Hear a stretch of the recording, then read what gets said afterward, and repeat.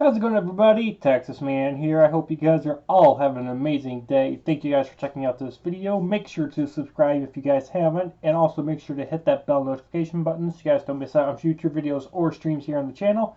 Also, make sure to head over to Twitch and follow me there at Douglas447 so you guys don't miss out on streams there that I do on that Twitch channel at Douglas447. I stream at least once a week, whether it be Destiny, Halo, Battlefield, Call of Duty, or anything else that I'm just in the mood for streaming for about an hour or so.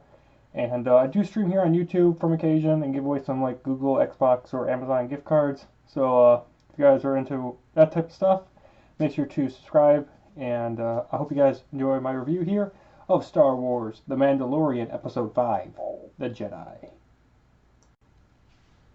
Guys, I really do hope that you guys all had an amazing Thanksgiving, and hope you guys are looking forward to having an amazing Hanukkah and Christmas in a few weeks. And we're going to, of course, be talking spoilers about Star Wars Season 2, Episode 5, The Mandalorian, brand new episode that just dropped a few days ago, titled The Jedi. Of course, we're going to be talking spoilers, so if you guys haven't seen the episode yet, this is your spoiler warning. If you guys don't want to know anything spoilers, I mean, the episode's been out for a few days, so, like, if you've been, like, somehow magically able to shut off the internet and not see any spoilers, they're good for you. But I'm pretty sure you guys know the big shocking character cameo that is in this episode. I mean, it's titled The Jedi, and it is directed by Dave Filoni. So if you guys have the capacity to put two and two together, you guys know who is in this episode. All right, that's your final spoiler warning. Here we go. Ahsoka Tano! Woohoo!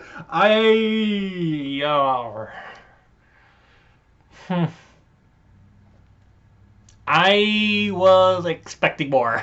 Okay? Now, let me say for a fact, the Ahsoka Tano character, I didn't like her really at the beginning of Clone Wars.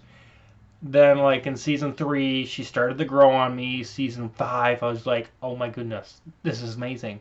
They brought her into Rebels. I liked it. And then now she's in live action.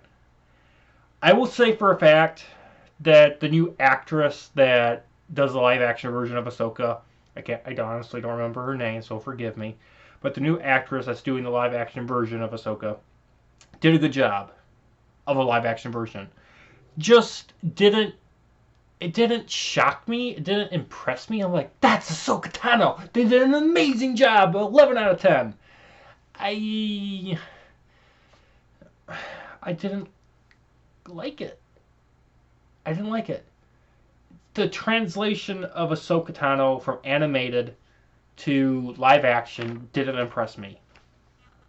The actress that voiced Ahsoka for the the actress that voiced Ahsoka for the animated series will never outdo. Nothing's going to outdo that. I don't care how many versions of live action Ahsoka you're ever going to do.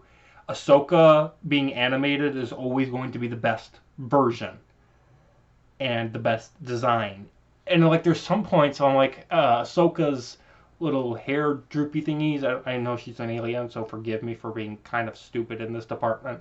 But her hair things that are covered around her head that are like white and like dark blue. They look like she was wearing a marshmallow wig. Okay? I'm sorry, but you can tell. And also the voice. Like, they got an actress that almost sounds like Ahsoka, but you know it's not Ahsoka, the original. It seems off. It's weird. Now, I enjoyed this episode, but it wasn't my favorite. Because I honestly was disappointed. There was a lot of good things in this episode, and we're going to dive into that first, and then I'll talk negatives later in the episode review here, video. So first of all, I like the fact that this episode didn't waste time introducing you to the show. If you don't know who the Ahsoka Tano character is, I'll give you a brief rundown for who she is. She's Anakin Skywalker's Padawan, and she ends up getting booted from the Jedi Order before Order 66 happens. There you go. Seriously, that's the very basic premise. If you want to know more, watch the Clone Wars Rebels show. Just wanted to add that in there because you have no idea. If you guys haven't seen those shows, you probably should watch Clone Wars and Rebels to understand who Ahsoka is and why everyone likes her or hates her. But they don't waste time introducing her to the show. You see her immediately, like within the first 2 to 3 minutes of this episode, wielding both silver crystal lightsabers from the Star Wars Rebels show. So I like that. She also has amazing ninja skills. She's able to stealthily take out people one at a time. And Ahsoka is able to remain a true Jedi warrior. She's skilled at combat, compassionate, honest, and she also is very diplomatic. She is able to, like, say, I'm going to be back in 24 hours. You guys better leave or I'm coming to get you. Also liked that Ahsoka ends up mentioning Master Yoda and that his race is extremely rare.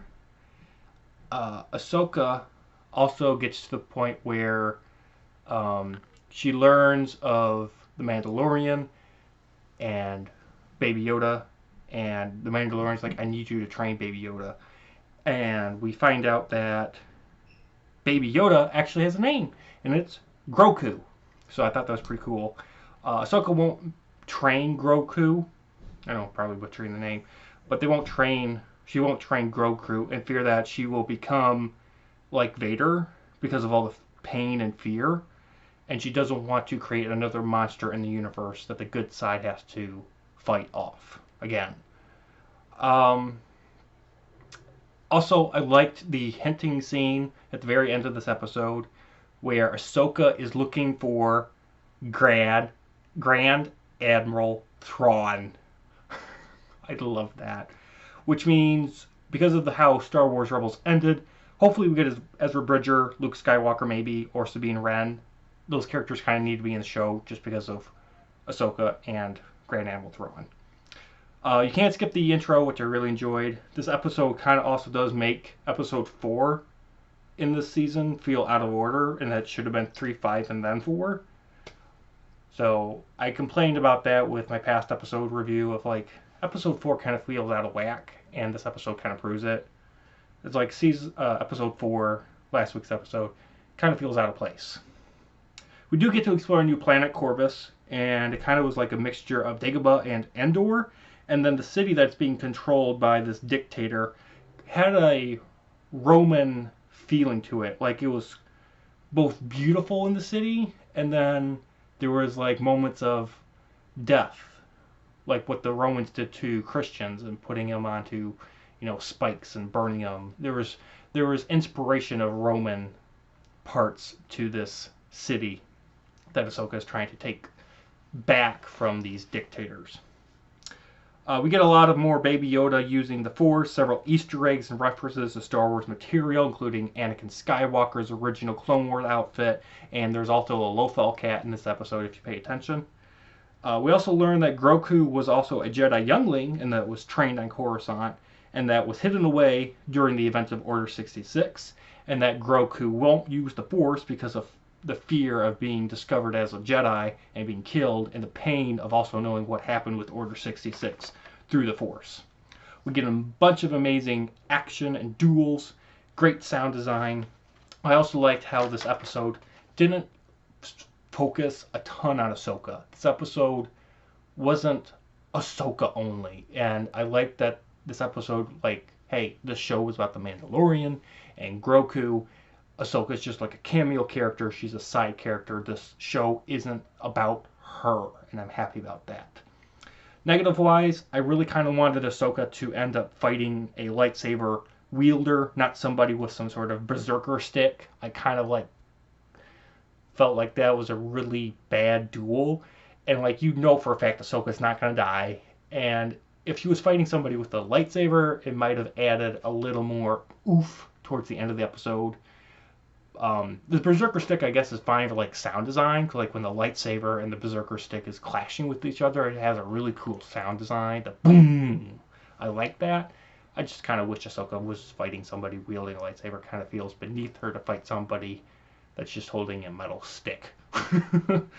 There's also really no clear reasoning as to why Ahsoka is looking for Thrawn. I like the fact that she's looking for Thrawn, but I'm like, why? And like with Rebels, like did Sabine Wren and Ahsoka find Ezra Bridger after Return of the Jedi with Star Wars Rebels season 4 ending? Like it ends with them both trying to find Ezra Bridger, and Thrawn and Ezra Bridger are together at the end of Rebels when they go into hyperspace into the unknown regions. So, did they find Ezra Bridger? Where's Thrawn? Like, there's so many questions that this episode leaves up into the air. Also, I felt like the finale was rushed, and that I really do hope Ahsoka does return in the future of the show. So, I appreciate all of you guys for watching. With that, guys, I really did have a blast watching this episode. I'm really looking forward to seeing where the season goes in the future. And, yeah, I had a blast watching the episode. Let me know down in the comments, what did you guys think of the episode? Are you guys having a fun time watching this season still? And what do you guys think is going to happen in the future with the Dark Troopers, Grand Admiral Thrawn, Ahsoka, Sabine, Bo-Katan, and everybody else in the show?